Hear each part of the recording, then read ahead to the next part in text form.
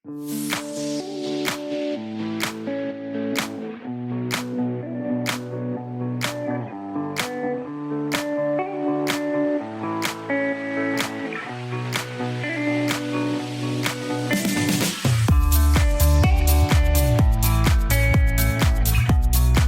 қожалық егелерінде ұшырасатығын зиянкестердің рывожлану дәрежесінің мықтарын анықтау мақсатында әр жылы күз һәм бахар айларында қазып көру жұмыстары алып барылады.